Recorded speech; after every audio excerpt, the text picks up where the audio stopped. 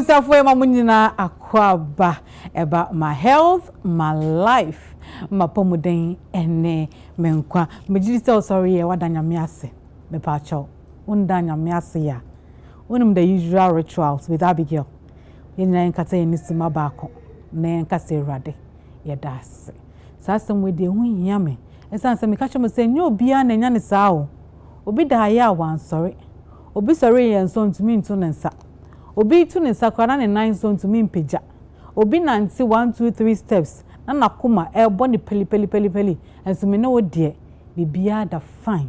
Nze wo se da nyame ase. Nze enka se Ewurade ye da ase why. Papa ye da ase.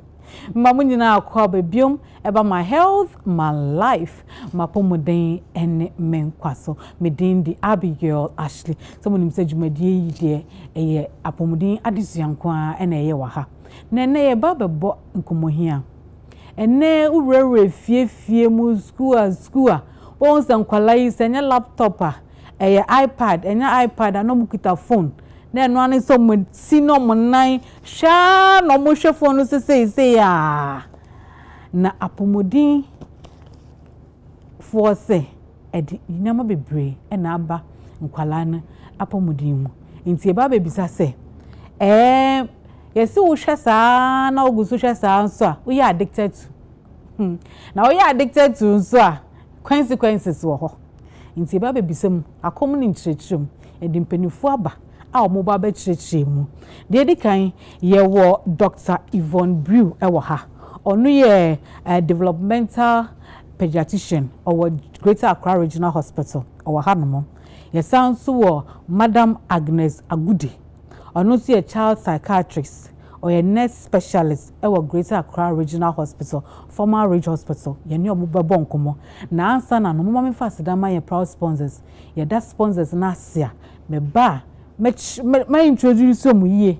Na for the nkomobona atu aso. So what I say, they can fast that can say my special ice menua or water. So him say cousins you there special because we are all special. We have to drink special water. Now so no one no cry say 4 sachets of water every day. And say we say a kaise ni peduane ejina we. Yes 60 to 70% of the nipeduane ejina on e nsuo.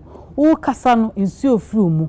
Wo nanti fifre tu nyina nsuo ni na efiri mu kono. Hu me kra na nsuo firi mu. Enti nsuo na efiri mu no one replace ya. One the replace ya ma. One that was so no nsuo no e dey replacing. Ya man ya ati ase say drink enye nsuo. Nsuo wo de ye. E na drink nsuo wo de ye. Enti obanum a na wanum nsuo. Wanum kra nso na enye 4 sachets of water. Me pa cho oju nso ulusu nsuo. Uko uja wo nan kra ni nyina nsuo kakra efiri wo ni peduanum. Kai say digestion ni bibia ye ejuma wo body no mu ni nyina ye nsuo. Enti wo se wonum nsuo. Nsuo no so obanum no so kai say a special ice mineral water. Your bottle water, your sachet water or dispenser sizes bia obia de ewo mo betumi akoto bi. So say dey aseda pa ma this way chocolate drink. On say whether na is saba. First na ye gari this way ni nkatie. Na wajibu nsuo kakra. Say whether na is science nsuo na e ba beto. Nsuo na to yi die. So say ende kobamafo nsuo hye na any this way no eno na eko. Mama me ntwa me ho sema me ba me ni mabedwafo e be starting komo no. Ye ntwa ho nkombra.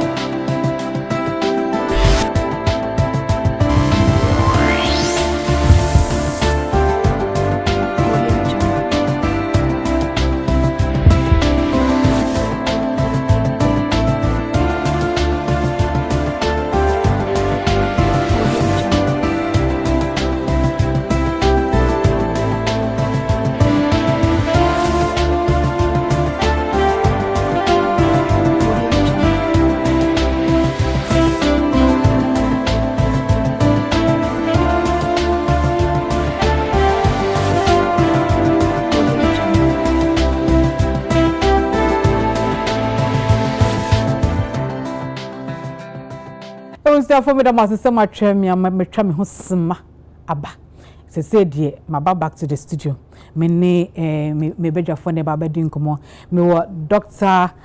Yvonne Brew Ai dog ye ma wakwaba or a developmental pediatrician our Greater Accra Regional Hospital. Sans na wo me wo Madam Agnes Agude or ye child psychiatric nurse specialist our Greater Accra Regional Hospital. And na de a Greater Accra Regional Hospital come on here na mum e faganda ho. Yes, screen time addictions and its effects. Why is it necessary say account your bon come? Yeah, that's it. Say in the last few years, you with the effects of screen addiction.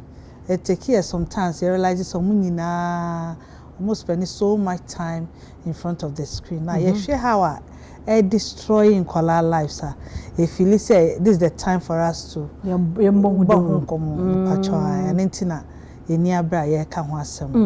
the catch screen TV count. Okay, your car screen and your patch bibia and your glass and now your share way so a bet me TV, tablet, phone, laptop, projection, crowd projective way so na you're real to say drama, na you're real a screen be so now real. So far as I show be so screen a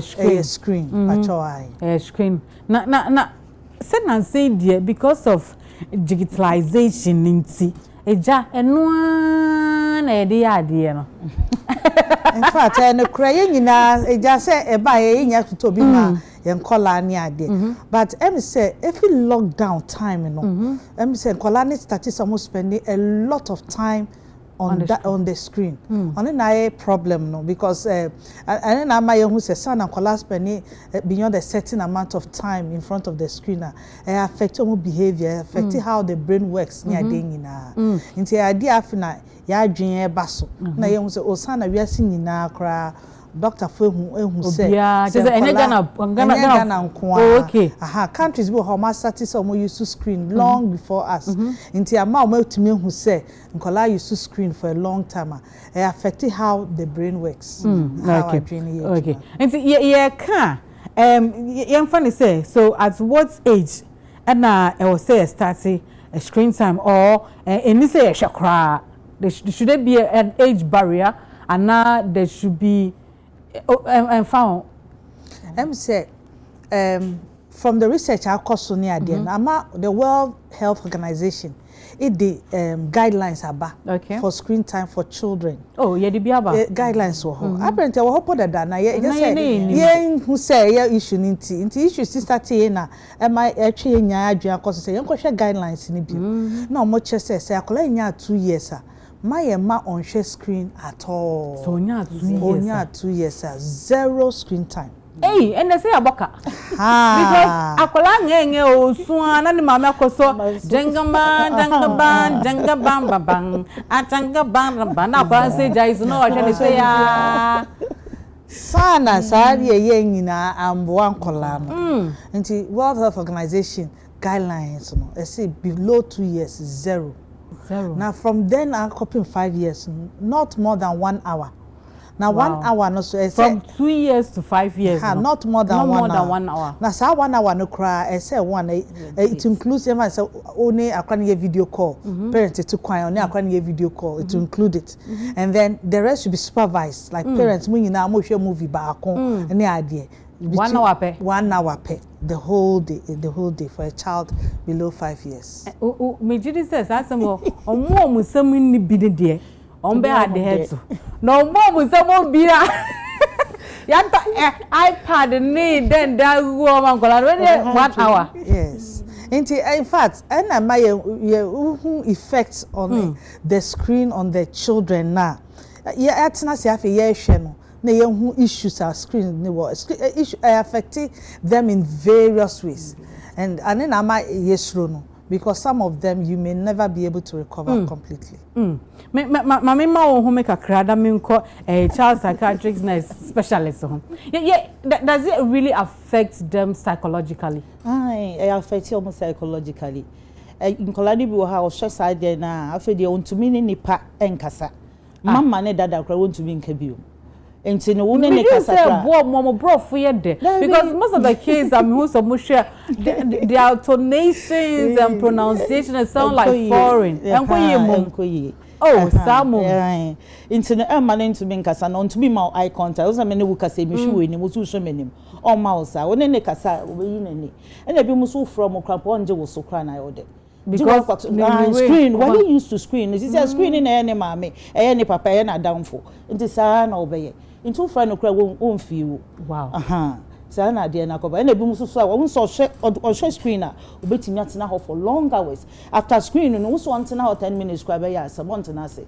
And I call us, I want to say, obedience, she and deal with school. And also see another issue. As actually, all show screen and energy, but one school work, dear. That be on to me, yeah, because while you're used to. No, but the screen is supposed to help them learn. And now and corners are also screen no memorize it. They say twinkle little star and this and aha on true and the screen is so no kasa also on kasa back to the screen. Into no into or stress I dey anywhere now person in the partner onim ye. Into ask mako hu nkola ni age. Our person mo be di agro no nko abeti ne ho. No ye na ade so bon so to ho. Ada people nkola no fa we be yan fan sha fa we be yan fa sha ye si dan onu won fi mu kura. Jo ye na no wo ye wo ho no. Sa na ye ba no. Hey, it's awful so we Joe about no so no now cause problems.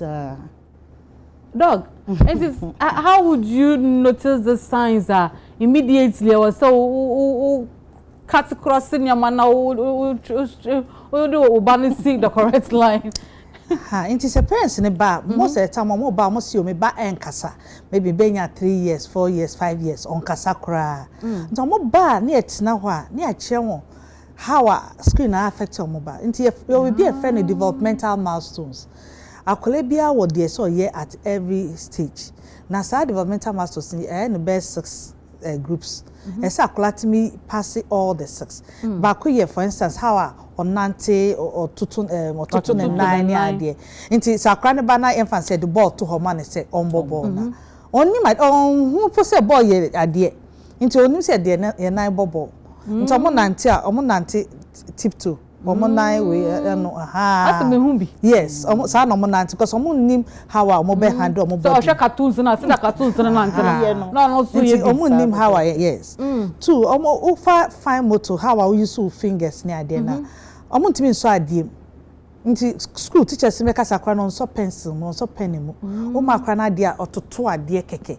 Because on you used to say failure then in some in feel good in man. At what age that a parents who also share who notice marriage? This is very important. Every age biane de akolaye. Okay. Into yen say ye starting babies from birth. Okay. Near monitor more open 5 years. 5 years. Into to say the can say eye contact say me sure I'll show me be.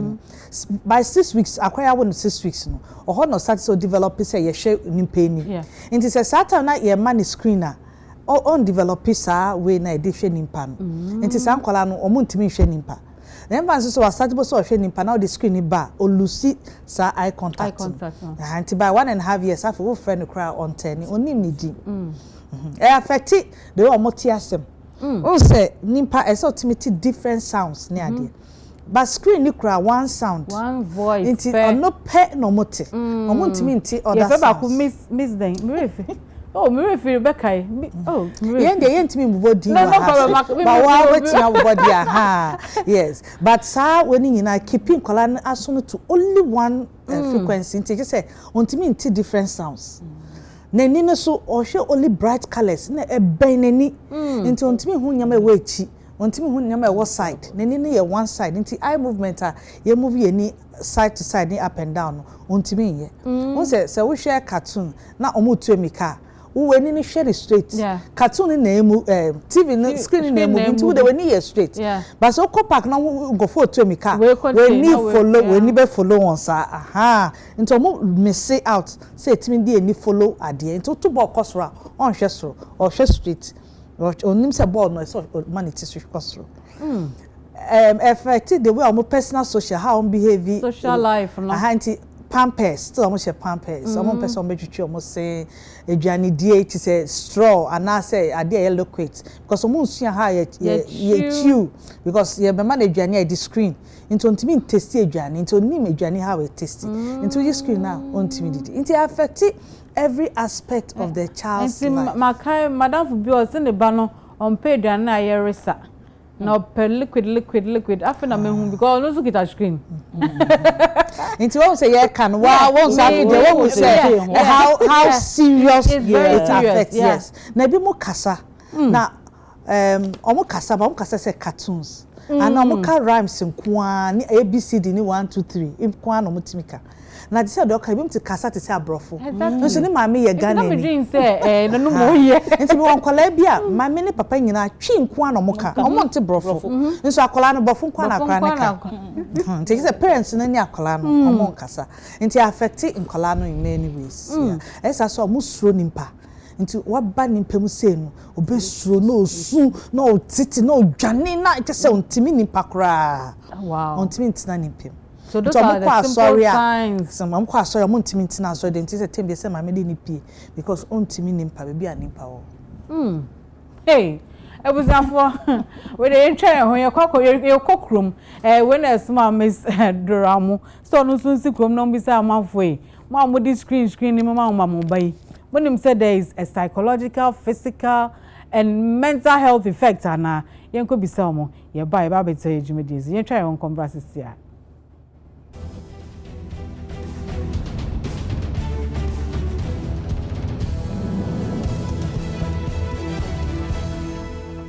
Me say young fella na ya different small use so money na dey be pray e kind no once ya different na more definitely the pressing any or motion so no almost training or more eyes or money no and na the race no so e wo me fan say e be call money no e mo munya effect on their eyes and a sense of disturb or sleep said being addicted to the phones and things no time I was all the dakrana akola ni mi phone because me ma me and ne papa say o sunti emfa phone ni ma no insa say e be ja akona nko akwa no yeso ye mpesa akola ni besu e the phone be ma no nti ano so be disturb akola no e be emboa ma onya the enough sleeper e was say akola no enya nti esanso be expose akola no to content be a win here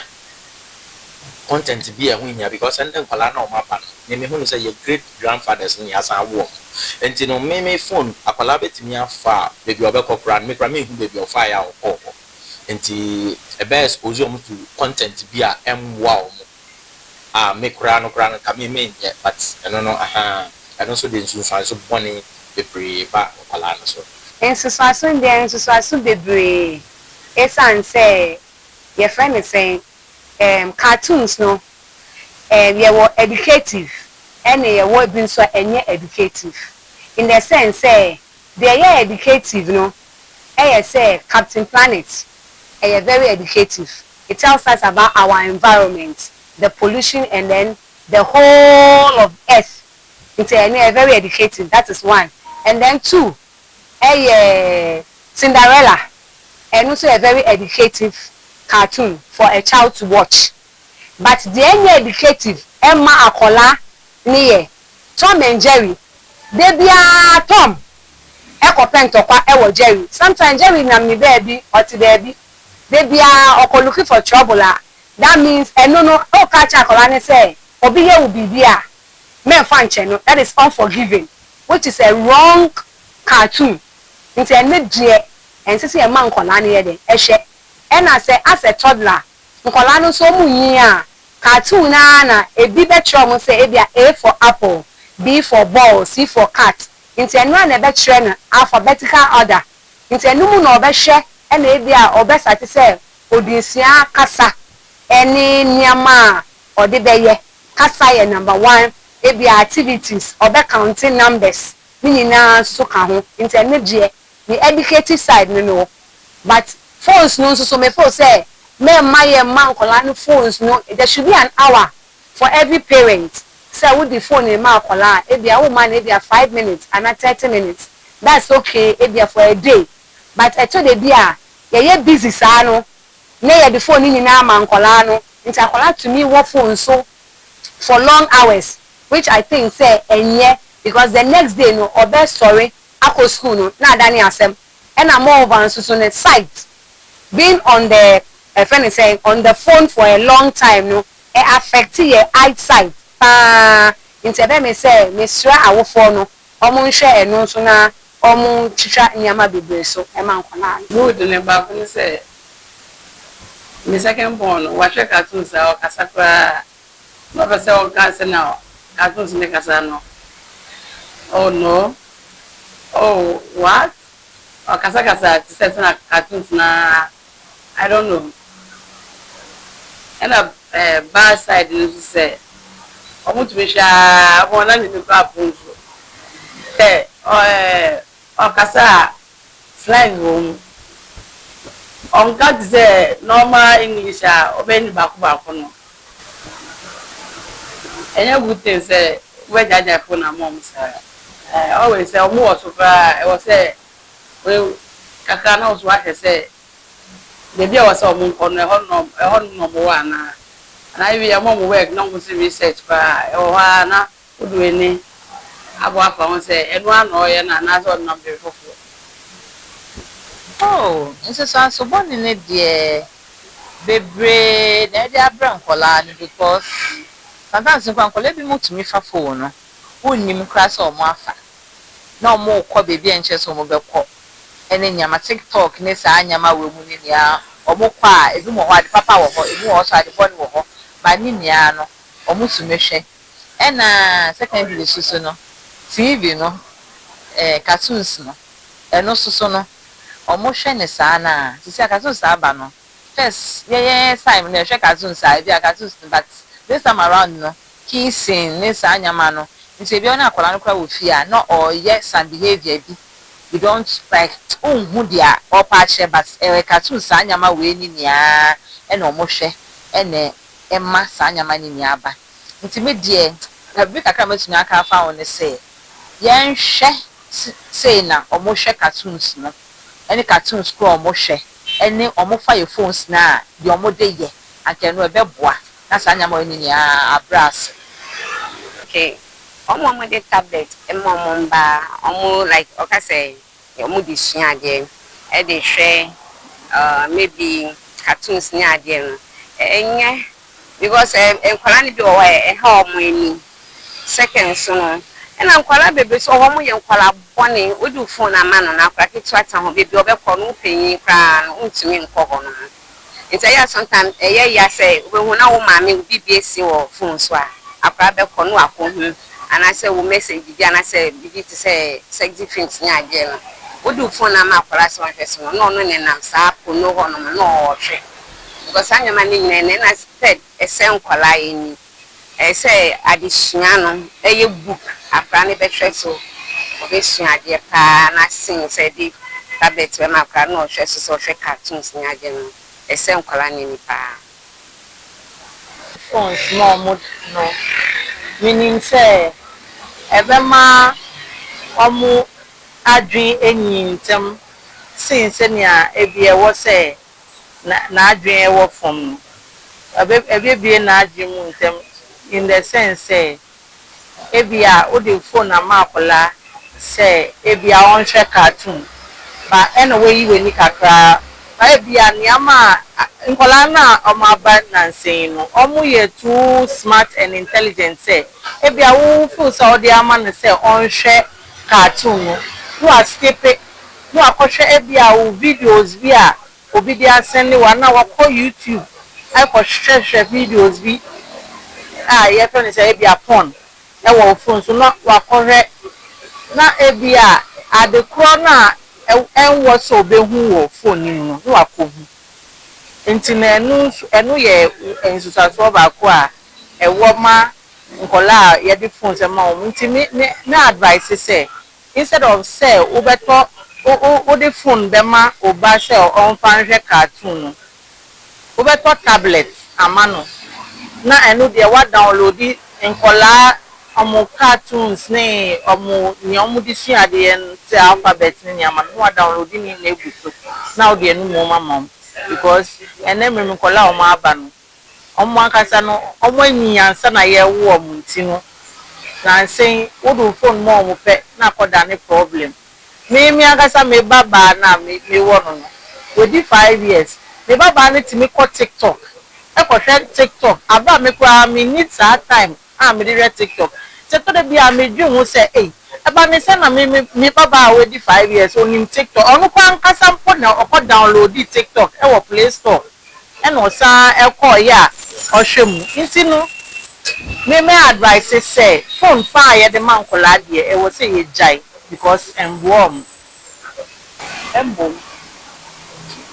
ye phone still ye jama en kola de enye because I can't see na phone in ho but ye penny for ye ni mo any almost sua ade it's had den say mpala nkita phone na on to me sua ade fine system na sisa abemusa but enye say I just say obe bibi ebia teacher man assignment ni de when you be kon so owie na wadi boko because depending for phones de nyame ewo mu emwa nkwala na nkwala nyame mu nimu no wadi ni for fast say enti phones ni de say nyeso de besua ade ana teacher man assignment and say at a certain stage you offer a phone and then you want grow if you cry akwala on ye exercise say woman phone say onu akasa personally on kita but me am personal phone nyama bi wo wa TikTok say me downloading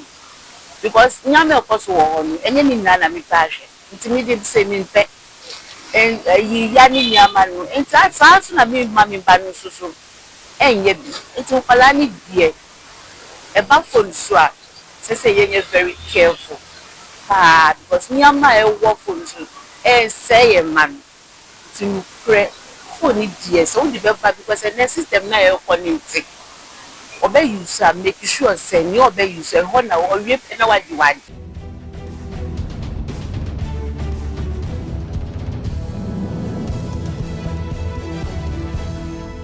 ngofo na ka omenu mu nsam yi o na wo wa o hwe me no oba no wo hu ne sen wato laptop wato iPad ni iPhone na ma akola ya akola kitikiti osomo ase ya kise omu ko shopping kwa na akola de kita phone say ya have you noticed some of the signs Dr. Sikeyana? Send your message to our social media network and let's just get talking. Dr. Yvonne Brew, or developmental pediatrician with Accra Regional Hospital. Sanso na Madam Agnes Agudu, or child psychiatric nurse specialist with Accra Regional Hospital. Minomo ene bonkomo ene ewie UTV, my health, my life. We are talking about screen time, addiction, and its effects. Pennyforce account, and I'm pennyforce with our child. The pennyforce of them are addicted. They've been done to more. That's a colony done papa and mammy and no social no easy. And so that the uncle some na yeka. Doctor see yellow meeting it in Qualadianum. And say, Doc, what my screen time no like 1 hour at least with the mark colony cry after 2 years, 2 to 5 years should be just 1 hour. 1 hour no be because say I no pa 1 hour we are 1 hour and you may 1 hour. Or it doesn't matter any time of the day. Okay, so below 5 years, we don't encourage solo watching of the screen for a child. So I say the whole family. When we decided to say more person more share bibi was screen so maximum na 1 hour. With the child. Until like I said TV program be UTV ye bibi until we na more share.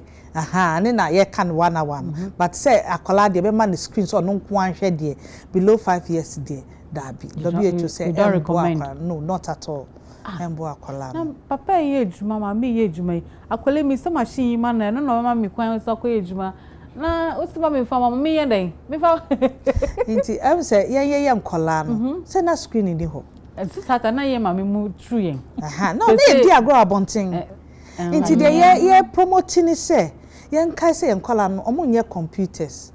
omo ye nimpa omo ye nimpa nti nimpa so de nimpa na se tete nimpa computer intimi tete nimpa mo nye nimpa yenye nim se wo akwala no o de ne ma aboa bi se aboa bi ntete na obeye se aboa ne pepepe nti sa na sa o de ba ma computer so ntete na obeye se computer onye abatai what's the word abadai to say nimpa hu how I relate with nimpa nti se awo nkola ese nkola nimpa na tete enkwala nti de ehia ye no yenra adwene mu kakra akwala screen so bebre a affect ni sleep ne ndae ana ni bibi e be affect ne nda one thing and e be affect some of be sunya ade so school as or nursery need there because otina computer no ho na o share sa 22 little star na as for into obetumi memorize nyama na abcd ni ade but so pa ho na kokodu primary 1 ko primary 2 hana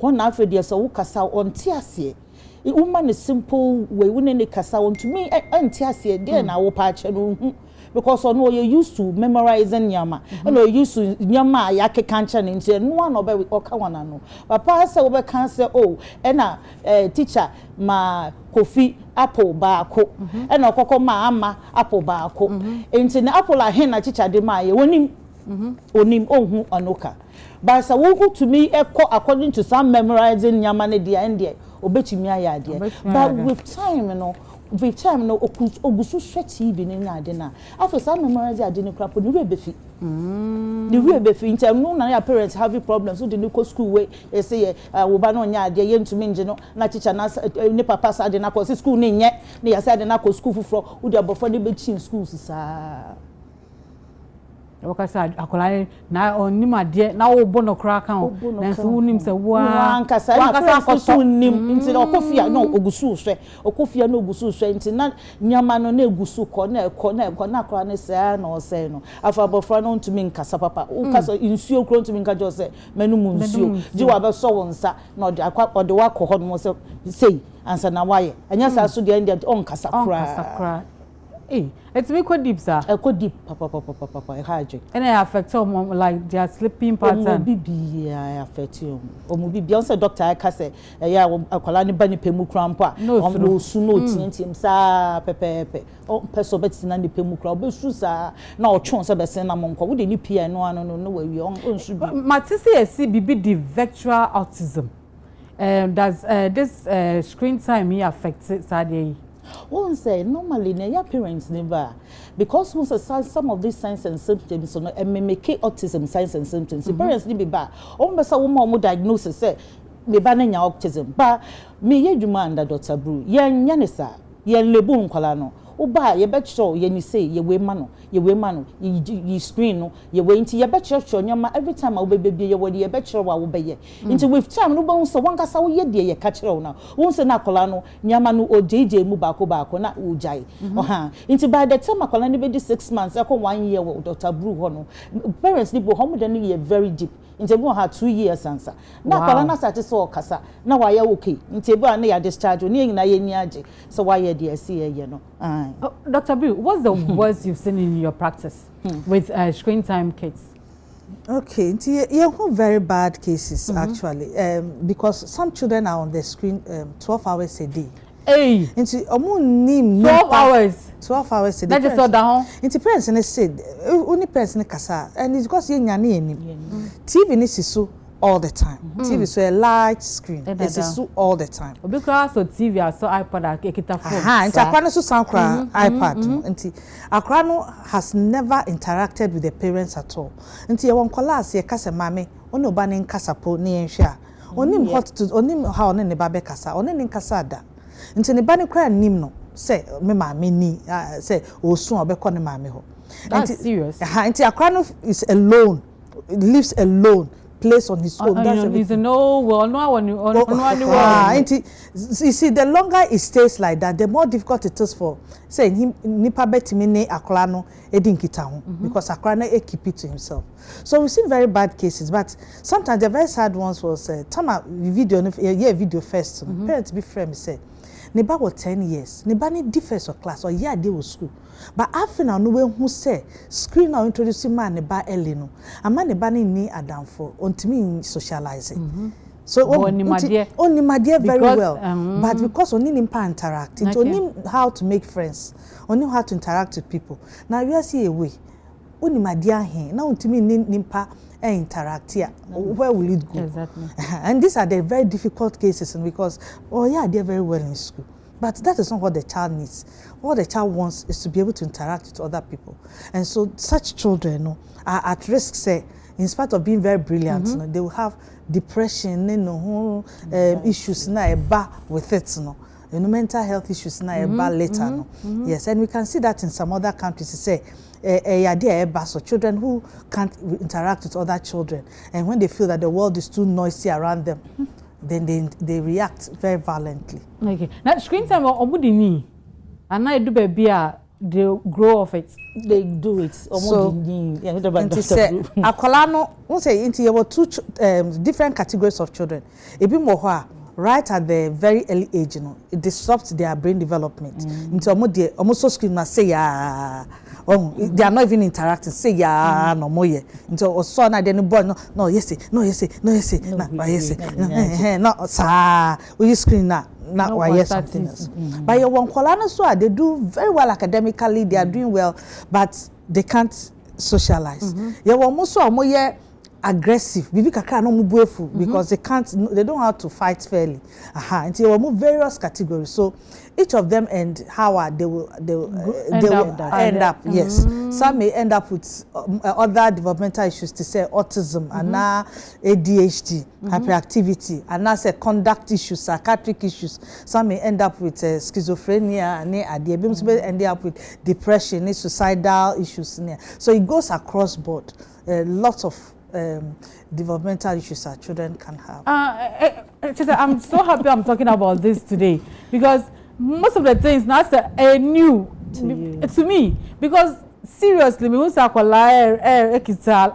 now or more kasa in the way they speak I think so they are learning the phonetics and all that but I didn't know say there are other side effects to it and I believe most of the parents watching me now also they were also thinking the same thing. But I see a student for see akola at the age of 2 to 5 screen time near 1 hour is a bio point free school abano na bia bibi na mumie no nyama tena na ma hwe na wasua obi a waje wo da share bag mu so we shouldn't even buy it and leave it in the house okanu hu abakofa it's not enough so we screening now you're replacing it with something else you're replacing it with a football. Obama kola na kwa bontin ko di agro wetu emika woni nadamufu di agro uto skipping rope uto bicycle. Dr. Brew say you feel and say tete no it's na compound house nti onya nkola bebre around it's obi out to tiles obi out to wall o ko ho ne fie akodi sa agro no so agro no be be di was school be fie agro ni ho now ne papa no okweju obenumre o ma ben so sorry how much no koye only why the be this agro so what replaces those things parents are taking decision now say I need to save my child now I can assure you say in 10 years they'll be moving from hospital to hospital from psychiatric unit to psychiatric unit looking for help you see we need to help the children now it's true say you are busy but say award a choice yes and to choose so you have to make the time to make a hand even if it means moving from where you are staying to a place where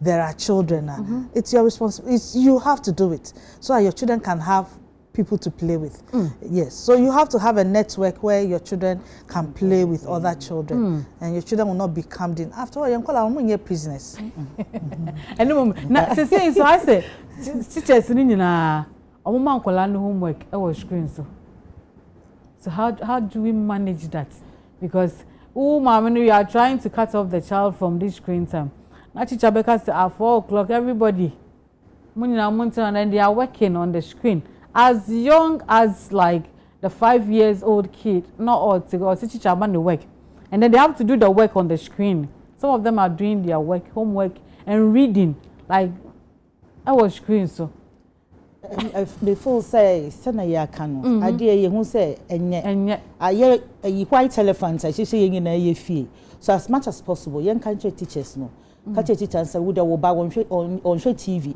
on share tablet on your tablet on share what phone into the open show ni homework no omo nchiro man omo an nchiro omo ye wo fie no nchiro obuku mu no fa mbre wo mo monye no sama em say baby aye do no ye hia say we say ye come more about children below 5 years because there were clear guidelines but if say GES well any education sector for no I'm about to clear guidelines for school age children so that teachers be who how much screen they can do. But I have to be frank with you, say now many schools are taking the screens out. They are taking the screens out. Yes. Parents are telling us that their children's schools are reducing the amount of screen time and they now they are using chalk. Yes, many of the good schools are going back to writing on the board and letting the children write in their books because in kola na for handwrite I want to mean chiro I want to so pen because I sana ye we na me colleague back e bon ko na amasa pon kuma so okọ school no okofa ne ba no wo school a obekọ na teachers na so eyi rhymes na so e wo TV so na omo ti ba bi bon ko mo na nkola ne da ho na omo hwe ni say na say schools baby preschools ni there in fact parents ni catch say preschools ni baby jai screen because who was screen or preschool parents in fact mom call am ma set see we are moko rounds check there are people who are in charge say social welfare any department of children and GES omo na juma but parents nakasa are insisting because if your child there's no way I'll do oba school screen work teacher for no so who say am pass screen in air course issues into many schools especially a lot of schools take feedback say now omo person to person interaction okay ye ba kwaji kratso free aboa for ba ye ba ye screen e free ho no ye be say how can the parents also bond filling in that gap no how can we do that in sebe kan ho asama na every by encourage kratso and free abo for ye ba we shake filling in that gap no na for the afa viewers questions kakra na dia come no abe ye ntwa ho conference ya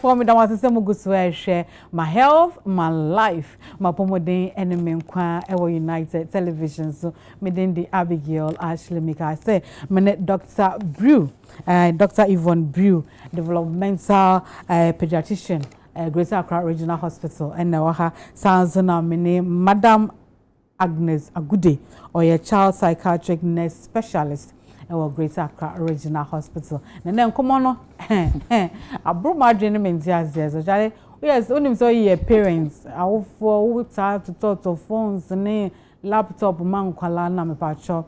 It's time to rethink. Where does rethink and do the doable? Sir. So na doctor kano. Enche udi akwala be the hospital akonya basa. Yeah, nemum we have to limit it. That's what the doctors are recommending. Doc, may answer the viewers' questions. Let me say, how do we bridge that gap, the child and parents way no? Not just say, on feel it say, ni ma major na hon kwa bibi no so, but mama no so quick juma. And so how do we bridge that gap without the tablet, without the iPhones or the iPads? Okay, we say family experts per se. We problem. It's through to all people who are involved in counseling, family, emotional families, ni parenting, ni idea no, to come out with guidelines to help women and fathers on how to I build relationships with their children. With the children. Because he said say responsibility say ube make it time for the child. Untimi in so ya no pa nja akola no nko chejume mamba anajo. It won't help the child. Inti yende nka yenya yanka. This should be an opportunity for parents to rethink how they deal with their responsibility towards their children and who is babysitting. Because who say the screen cannot be a babysitter. So say inti you be appreciate some more other specialists in some of these areas. Be not so much but share how parents can reconnect with their children, because sometimes sister who say akola ne maame no relationship be ni akola ne nim ne maame onim ne papa ono nko a oti ho say maame pia maame ne betime pie oti ho kra onim ta maame maame pie onim ta maame bae eno ne so no de okita ne tablet yes ebi wo kwa eso mu ndidi ye mom aduane a omundi nti so wa fast screen man ba wa fast screen na nsi ho a ondi aduane no aduane so be di liquids nko a because onim how it you okay now obi bisa say does it delay emotional development? I don't know which one is the emotional development in the children. Who say nkola no at that time na say nkomusia how to bond with their parents no that is the time they omo you tablets in the idea no until with time no say everyone say ni mami sunkura bibi ye ni mami kuno sunkura pa oni as the bibi akoka mami are you okay onu onim ye onim until sa na ade na koba nti no omo bonding ni very very way onim I just think that buru kan ma dey bo ho ba opia akra na fa no to wo no no adi na agro ni mami ba no aba na moko sa na ye hu no nti no sa wo pesa ni wo ba ne bonding then they say so wo ne bonko mo ne kasa also na ya brofo no at times yo mo ya me fe opia wo kisi ni mami afuno wo kisi ni papa afuno wa koni ade wa hage ni mami ni na ka ho what to build their emotional development no one nya sa nyama for obana won say ye krampo no omkola na omunya sa problem e bi krampo omo awu ma ne breast milk krampo adu ba bia o de ne nsa to breast milk o breast no so na wo hwe wonim sa na wo ya na sa ni na ka sa okay kwa mi bisa se ole nkola no ye nto ye mom kobo chaskele ni ye hwe no yeah, chaskele. But do we still do it? We don't. Yes. Sometimes computer games. It's screen time. It's computer in games. The rural areas. Environment. In the rural areas. Yes. Pillow. So we should go back to those games. Maybe that will also help with the bonding, community bonding, and then okay, but before we so what are the common physical health issues you see in children due to screen overuse? Okay, it's physical issues. Who akola na otimu say akola we challenge because the balance no on team very balanced. Na bon some tip to so can very serious. So jina wona na ne nine say on team fan 9 in see her. And then the eating issues no. Say bon who akola 10 years still say na me blending aduane. No the good bottom man no. Because onim how I di aduane ye chew aduane. Yeah, and pampers, diapers. Still almost share diapers. Very difficult to say obehu say toilet dim say before. Wait, mami be not there but see or gin banish tablets ni finin say ma no osu. Enti no sa no nya den. Mami enti so back of fasikan ya, ana back of insa. Na oji insa ni finin same na kwara ni su a obeden. You see, I say you're putting it in the right perspective. Say, oh, my say, what the phone ma oba, what you phone na osun, but oh, my no pia oba no osun. Just oba no recognizes phone. Say, here ne chair, no parent no. The good thing about him, kola says, I so training a kola within 2 weeks. Obey me training no. We use screen na. Obey soon one day. within 2 weeks on kai screen you. We have to know say if it's a problem, then we need to solve the problem. And of course, if you need help, an internet specialist okay. Oko specialist wa ombetimi ache hawa obetimi akọ off. Enti oye omo hwe nsesi obi hia mo a onye den wa ohwe ne ba de mo kan ni nyina obi woni fie ne ba no eti say odi phone no na tablet ne no na odidi eno no deda odakora na da ne so sorry ya no apeja so sanipa no onye den Uncle hospital. Is that any hospital? Hospital, I'm sure one. And hospital more psychiatric unit. Okay. Because psychiatrists like Mohose, the Range Hospital has a psychiatric for the pediatrics. Yes. Okay. And uko places like that now. Your assessment. No matter how you can get over addiction, how to manage it. But definitely, pay help. Dr. Brew, where dear, Obi and Kamenya, but where dear, means is that will you like to give your number out to parents watching us? There's a person do a number. Ebema na ebia about being young or more for now. I don't know about you, Madam Agudeti. Okay, until the say is a government hospital. Okay. Government hospital there, here appointments. What me buying ukra kada. I want to shakra. Oba ye show. Until upa oba consultation or health insurance. Say consultation, a general consultation. Until government hospital there, Jessica. Until oba specialist baby yes, so buy a weighing center now do baba so check it say oba no development ye fine was we weighing for no apart from weighing no mutimi check it oba no development ye fine to buy reach hospital omo wo ho betimi check am yes me check it screen time ni sana mani na omo check bi am free okay so mo do buy a department ye wo neurodevelopmental clinic nti no me do aba ho okay but to me buy weighing center if you weighing no nchese ko weigh akwala na dey na be fake dabi uba reach hospital may take it time watch how akwala so bobo ma test to me bobo la na boy so to me can say or can na be checking nyina the baby of fall short no ma check your dey obetimi aya afa ho na serious na ohia say doctor bi hwa o mama doctor bi ahwe in the way they say mama phone mo so mo ka ho mo nko weighing mo nko weighing na mo tifi okọ a e be ka weighing nyina achro ebi no mba o ni bi ahwe so mi ba na mu ni mu odu enti no we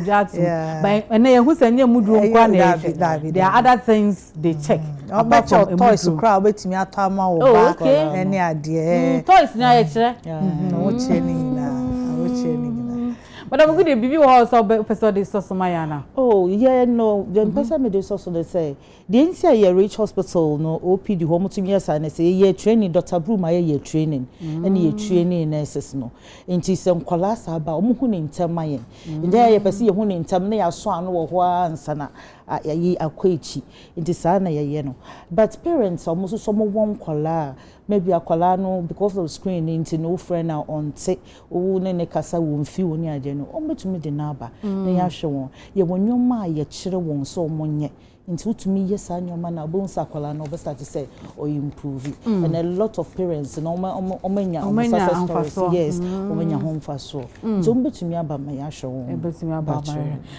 Dr. Yvonne Brew answer na be sorry so no mpacho wo bibia opese o ka kire awofo na mo hwe en na wie efuto bia opese de momo ana ebia kasa kon bia opese o kon le momo bia besi akonya ne da obetumi aka kire awofo say bia edu ide yenya yehu say I'm sure say yenya ehu akola bia saa asema ye ken ye fa no ho nti misrɛ say unana bi ya wo unana bia akora ne su a ye ma nimpa nso no mu ne enkrokro no ne enkura no na akora ne hu se misu a nimpa na so mi mu me emfa phone na tablet emma akwala se oba enya 5 years na o read dia it doesn't mean anything at all. It doesn't mean so oba no nimade dabi but akwala de below 5 so to me dia go no sua how any nimpa tena ebe boa ye nyina ye also say a binding policy be out say on screen use in all the various facets of our children's lives from preschool, primary, secondary, university, so that people will be educated on how much is needed and how much is too much. Nti yes and paying for no so be share na ma kama ye MPs ni ade nyina e so bia de na no tum na omoboa ma ye pushy policy so that there will be guidelines for how we use to screen.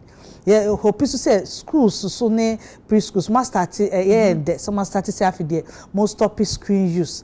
Yeah, hope say more and more schools be TV ne classrooms. Now rather more toys ne games ne ade ebeba schools. Until na yes say parents so me say mo mama twema akra ne nye bad kra say who say 2-year-old on kasa even 1-year-old on kasa me say mo fa ne nko no mo check man men ka say oh ye fie de ye nkasa Sadia high and pa so baba ntem na yen catch and say oh normal fine but so one bantem now delay class 6 years after na oba na ya hunti din nti esem say mo de bibi ntem a mo fa no nko na obi doctor bi ana nurse bi checking mamo say what nurses be brain ni doctors be brain around Ghana omo betimi a check say oba no ni develop year na so that omo betimi take good decisions. Dog yeah that so say yakasa ya am na message obi the message aba or see way affected nyankpala for sounds na affected kofa beye for sounds omo abo akonya kura bi ni school mu ho na omanya laptop na iPad e dey see ade nti asemo gana anyway but eno nche said they can also enjoy it but I hope said very soon developments also a bedroom one, then they also enjoy it. But yeah, came Dr. Akacha and said the screen time is very, very it's necessary evil.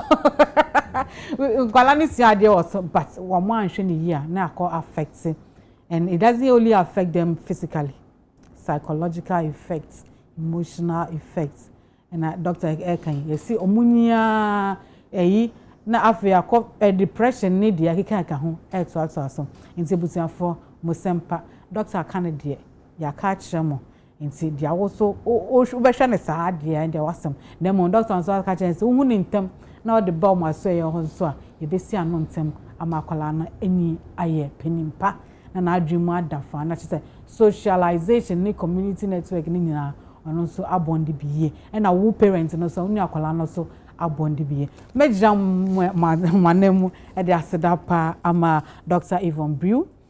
She's a developmental pediatrician, Greater Accra Regional Hospital. Sansona Madam Agnes Agude, she child psychiatric nurse specialist, and also a Greater Accra Regional Hospital. Ono de a banu kwalana dreamu dia champion. We'll be using her more, don't worry. Next time I'll be coming there.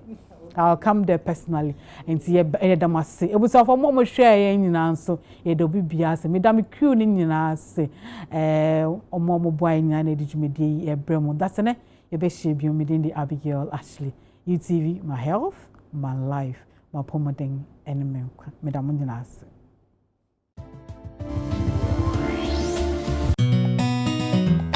Yeah.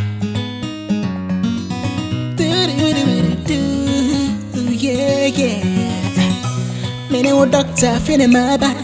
Tell a friend to tell a friend. Give me the body and come up and a trapper. My health, all my life, oh.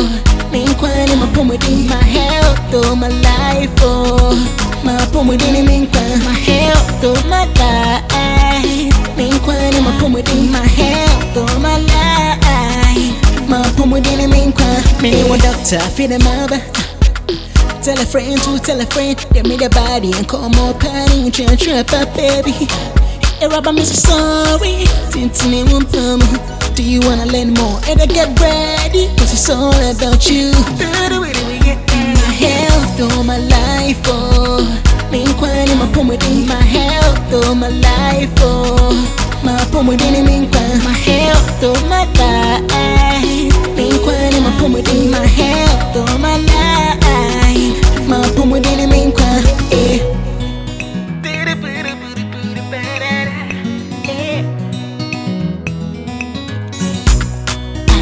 It's all about you, family.